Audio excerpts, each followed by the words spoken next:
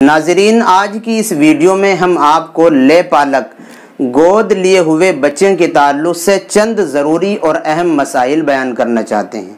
سب سے پہلی اور بنیادی بات یہ کہ اسلامی نقطۂ نظر سے گود لینا جائز ہے یا نہیں۔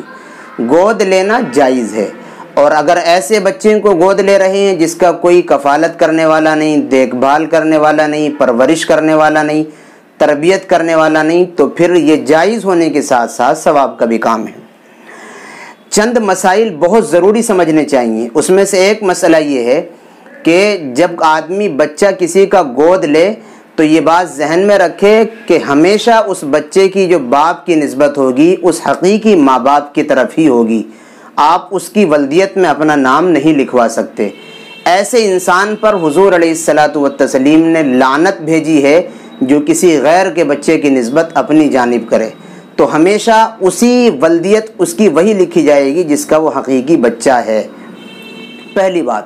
اور دوسری بات یہ کہ اس بچے کو لے پالک کی وراثت میں سے کوئی حصہ نہیں ملے گا، اس لیے کہ یہ حقیقی بیٹا ہے ہی نہیں، حقیقی اولاد کے درجے کا ہے ہی نہیں۔ اس لیے وراثت جب تقسیم ہوگی تو سگے بچوں کی طرح اس کو وراثت میں سے کوئی حصہ نہیں ملے گا۔ ہاں البتہ اگر یہ جس نے پالا ہے اپنی جانب سے وصیت کر کے ہدیے کے طور پر دینا چاہے تو اس کی گنجائش ہے، وہ دے سکتا ہے، لیکن وراثت میں کوئی حصہ نہیں ملے گا۔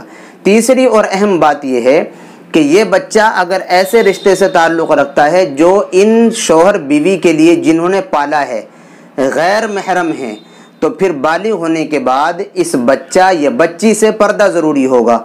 اگر لڑکی گود لی ہے تو پھر لے پالک جو باپ ہے، لے پالک جو شوہر ہے، اس کا پردہ اس لڑکی سے ضروری ہے۔ اور اگر گود لی ہوئی لڑکا ہے تو پھر جس عورت نے اس کو لے کر کے پالا ہے بالغ ہونے کے بعد اس عورت کا اس لڑکے سے پردہ ضروری ہے، اس لیے کہ یہ آپس میں غیر محرم ہیں، یہ محرم نہیں ہیں۔ غیر محرم کا آپس میں ایک دوسرے کو دیکھنا ناجائز ہوتا ہے۔ ہاں اگر ایسے کسی رشتہ دار سے بچہ لیا ہے کہ وہ غیر محرم نہیں بنتا، شرعی اعتبار سے محرم بنتا ہے، تو پھر اس سے پردہ نہیں ہوگا۔ یا اسی طریقے پر پردے کی جھنجھٹ ختم کرنے کے لیے کوئی آدمی جس کو گود لیا ہے جس بچے کو، اس کی بیوی اسے دودھ پلا دے، یا اس کی بیوی کی بہن اس کو دودھ پلا دے، تو پھر وہ رشتہ ان کے درمیان دودھ پلانے والے کا ہو جائے گا، جس کو رضائی بیٹا کہیں گے، رضائی ماں کہیں گے۔ دودھ پلانے والے رشتے ہو جانے کی وجہ سے پھر ایک دوسرے کے درمیان پردہ نہیں رہے گا، بلکہ وہ اس کی ماں بن جائے گی، شوہر اس کا باپ بن جائے گا۔ یا اسی طریقے پر شوہر کی بہن یا شوہر کی پھوپھی اس کو دودھ پلا دے، تو پھر بھی وہ آپس میں ایک دوسرے کے لیے ایسے رشتہ دار ہو جائیں گے جن سے نکاح کبھی صحیح نہیں ہوگا۔ اور جب ایسے رشتہ دار بن گئے تو پھر اب جب نکاح صحیح نہیں ہوگا تو یہ گویا کہ محرم ہوئے، اور محرم سے پردہ نہیں ہوتا، تو پردے کا معاملہ تو یوں سلٹا جا سکتا ہے اور اس سے آسانی کے ساتھ یوں نجات پائی جا سکتی ہے۔ لیکن جہاں تک بات ہے ولدیت لکھنے کی، تو ولدیت اسی کی لکھنی ہے۔